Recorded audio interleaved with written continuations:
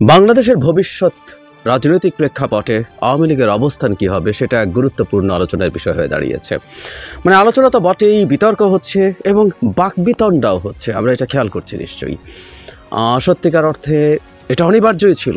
আওয়ামী লীগ যা করে গেছে এই দেশে, এবং ট্রুলি শেষ পর্যন্ত অ্যাটলিস্ট 18 সালের পর থেকে আওয়ামী লীগ কোনো রাজনৈতিক দল ছিল না। আমি বহুবার বলেছি এটা একটা ক্রিমিনাল অর্গানাইজেশন ছিল, ক্রিমিনাল গ্যাং ছিল, মাফিয়া গ্যাং ছিল। সো তার রাজনৈতিক অধিকার থাকা উচিত কি অনুচিত ইজ ভেরি মাচ রিলেভেন্ট। এবং যখন আমরা তাকে পরাস্ত করতে পেরেছি এবং তার প্রধানকে পালিয়ে যেতে বাধ্য করতে পেরেছি, তখন তাকে কেন নিষিদ্ধ করে দেওয়া হবে না এই আলাপ আছে।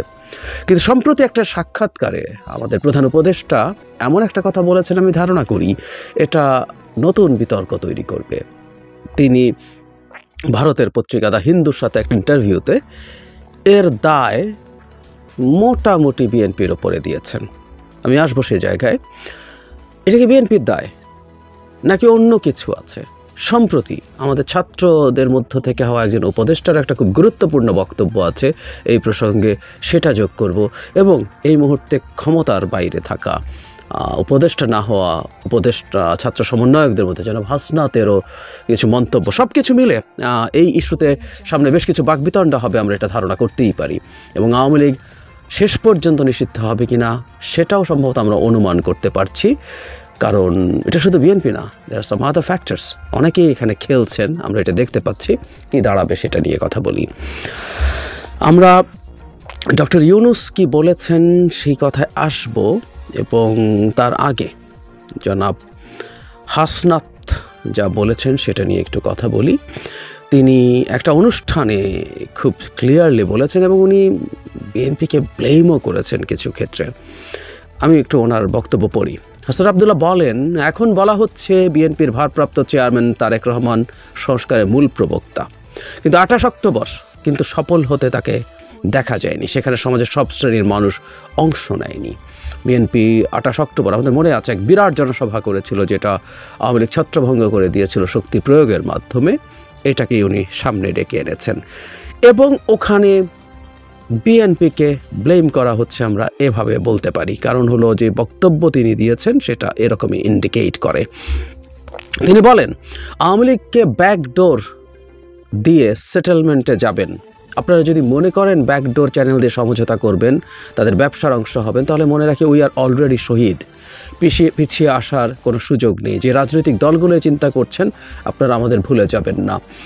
ব্যাকডোর দিয়ে নিয়ে আসার কথা না। বিএনপি ট্রুলি আওয়ামী লীগকে নিষিদ্ধ করার পক্ষে তারা নন, এই ধরনের বক্তব্য দিয়েছেন, মন্তব্য করেছেন। এবং সম্প্রতি আবার একটা ইন্টারভিউতে যারা মির্জা ফখরুল ইসলাম আলমগীর এটা জনগণের হাতে ছেড়ে দিয়েছেন, বা তাদের বক্তব্যেও তারা বলছেন এটা জনগণ সিদ্ধান্ত নেবে। কিন্তু বিএনপি রাজনৈতিক দল নিষিদ্ধ করার পক্ষে নয়, এই ধরনের কথা বলেছেন। ছাত্রলীগ নিষিদ্ধ করার পরও বিএনপি এর বিভিন্ন পর্যায়ের নেতারা এই ধরনের মন্তব্য করেছেন, এটা আমরা দেখেছি। এখন ডক্টর ইউনূসের বক্তব্য, দ্য হিন্দুর সাথে তাকে যখন জিজ্ঞেস করা হয়েছিল আওয়ামী লীগকে আগামী নির্বাচনে প্রতিদ্বন্দ্বিতার সুযোগ দেওয়া হবে কিনা, এর জবাবে ডক্টর মোহাম্মদ ইউনূস বলেছেন, এটা ইতিমধ্যে ঘোষণা করা হয়েছে। আমরা রাজনৈতিক দলের বিষয়ে সিদ্ধান্ত নিতে চাইনি। বিএনপি এটা করেছে, বলেছে সব রাজনৈতিক দল অবশ্যই নির্বাচনে প্রতিদ্বন্দ্বিতা করবে। সুতরাং যারা ইতিমধ্যে রায় দিয়েছে সুতরাং তারা ইতিমধ্যে রায় দিয়েছে। আমরা দেশের একটি প্রধান দলের মতামতকে উপেক্ষা করব না। স্পষ্টভাবে তিনি বলেছেন এটা বিএনপি বলে যেহেতু দিয়েছে, তাই তাদের রায়কে উপেক্ষা করবেন না। তাহলে আওয়ামী লীগের প্রতিদ্বন্দ্বিতা নিয়ে আপনার কোনো আপত্তি নেই? এমন একটা প্রশ্নের জবাবে ডক্টর ইউনূস বলছেন, কোনো একটি দল বা আরেকটি দলকে বেছে নেওয়ার জন্য আমি কোনো রাজনৈতিক ব্যক্তি নই, আমি রাজনীতিকদের আকাঙ্ক্ষাকে বাস্তবে রূপ দিতে সহায়তা করছি। সো ডক্টর ইউনূস স্পষ্টতই এই দায় যাই বলি না কেন বিএনপিকে দিয়েছেন, এবং উইচ ইজ ট্রু, বিএনপি বেশ কয়েক দফা এই কথাটা বলেছেন। অবশ্য তারা এই বক্তব্যকে কেউ পলিটিক্যালি কারেক্ট কিনা এই আলোচনা করতে পারেন, কারণ যখন আপনি একটা ইন্টারভিউ দিচ্ছেন তখন একটা দলকে তিনি এভাবে এখানে সামনে নিয়ে এসছেন। কেউ বলতে পারে যে সরকার পেরে না ওঠাকে বিএনপির ওপরে চাপিয়ে দিতে চাইছেন। মানে সরকার কি বিএনপির কথা অনেক শুনছে? এটা শোনার সাথে সাথে যদি কেউ প্রশ্ন করে এভাবে, বিএনপিতে নির্বাচন চেয়েছিল 3 মাস পর, 6 মাস পর। এখনও একটা স্ট্রিক্ট ফিক্সড ডেডলাইন যাচ্ছে যে আমি এতদিন পর নির্বাচন দেব। সো বিএনপির ওই চাওয়াটা কি সরকার পূরণ করছে না। কিন্তু বিএনপি আওয়ামী লীগ নিয়ে বলল, সেটা সরকার পূরণ করে ফেললো। কেন ফেলবে? এবং বিএনপি কি খুব কঠোরভাবে বলেছে এটা হতেই দেওয়া যাবে না? আমার চোখে পড়েনি। সরকার যদি আওয়ামী লীগকে নিষিদ্ধ করতে যায়, বিএনপি কি সেটার প্রতিবাদে খুব কঠোর অবস্থান নেবে? আমি মনে করি না, সত্যিই মনে করি না। বিএনপি তার ধরন নিয়ে, বিএনপির না চাওয়ার পরও তো ছাত্রলীগ নিষিদ্ধ হয়েছে, সরকার করেছে না? ছাত্রলীগকে নিষিদ্ধ করে দিয়েছে, বিএনপি সেটাও পছন্দ করে নাই, কিন্তু সরকার তো সেটা করেছে। তাহলে আওয়ামী লীগকে করার ক্ষেত্রে বিএনপিকে প্রধান কারণ হিসেবে দেখাচ্ছেন প্রধান উপদেষ্টা। তার মানে ধারণা করা যায় যে এটা আসলে সরকার এখন একটা পথ বের করার চেষ্টা করছে। কারণ সরকারের মধ্যেই এবং সরকারের বাইরে বলতে আমি ছাত্র সমন্বয়কদেরকে বোঝাচ্ছি। আমি অনেকেই, ইটস দ্য পারসেপশন, আমি বহুবার বলেছি পারসেপশন এটা, এবং এর মধ্যে খুব বেশি ভুলও নেই যে ছাত্র সমন্বয়কদেরকে, বৈষম্য বিরোধী ছাত্র আন্দোলনকে সরকারের এক্সটেনশন হিসেবেই সবাই দেখে। সো সেখান থেকে যেহেতু আলাপ আছে এবং সমাজে বিভিন্ন স্তর থেকে আলাপ আছে, সরকার যেহেতু এখন এটা সম্ভবত করে উঠতে পারবে না, কিন্তু কারণটা ভিন্ন জায়গায়। আমি কারণটা কোথায় সেটা একটু বলি। আমি ওটাকেই প্রধান কারণ বলে মনে করি। ছাত্র সমন্বয়কদের মধ্য থেকে উপদেষ্টা জনাব আসিফ জাহাঙ্গীরনগর ইউনিভার্সিটিতে একটা প্রোগ্রামে গিয়েছিলেন।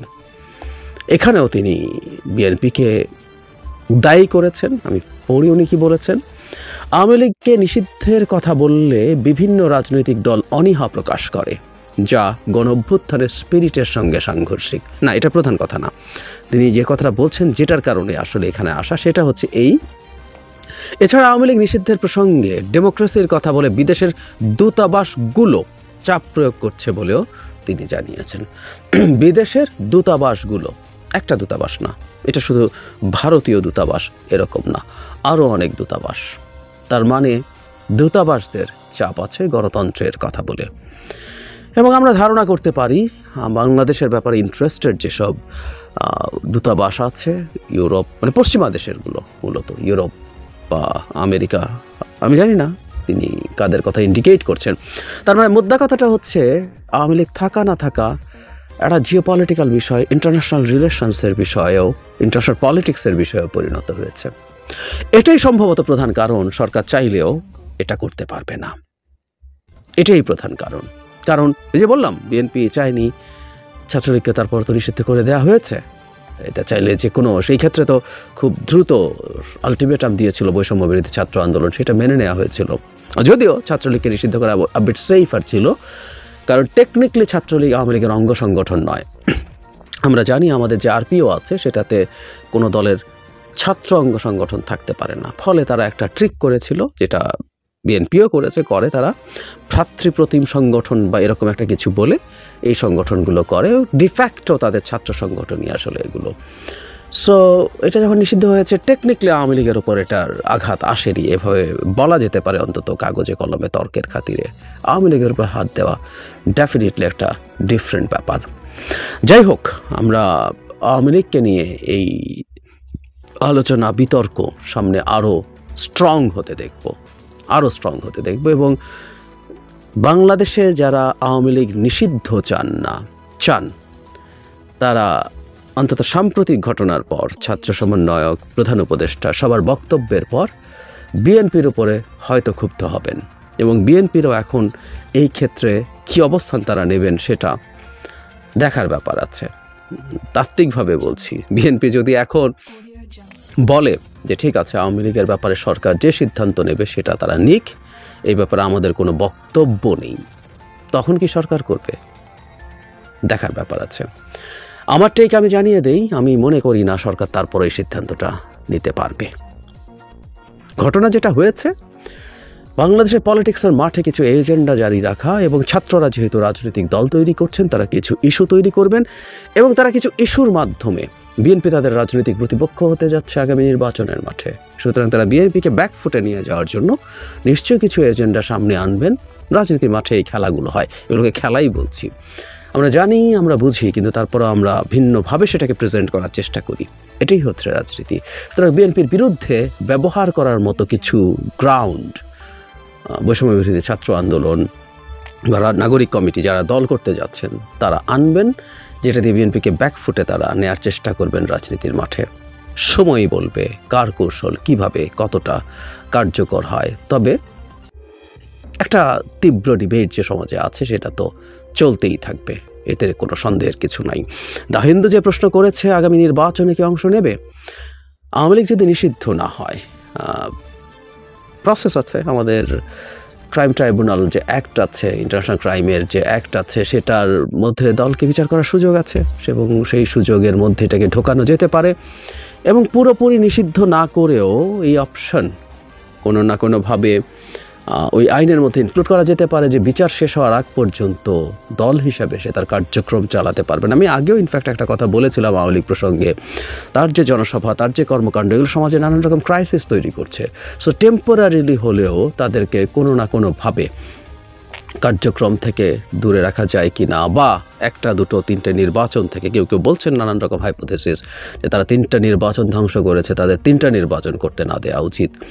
এরকম নানান আলাপ আলোচনা আছে, এগুলো হোক, এগুলোকে আমি খুবই খারাপ কিছু মনে করি না। প্রায় বলছি যে আমাদের ডিবেটগুলো যাতে একাডেমিক ধরনের ডিবেট থাকে, আমরা যাতে পরস্পরের সাথে কাদা ছোঁড়াছুড়ি না করতে থাকি, আমরা এটা অ্যালার্মিং সাইন। এটা আমাদের মধ্যে বিভক্তি তৈরি করবে, সমস্যা তৈরি করবে, বিপদ তৈরি করবে। এর বাইরে এসব বিতর্ক ফাইন, একটা গণতান্ত্রিক সমাজে বিতর্ক জারি থাকা জরুরি।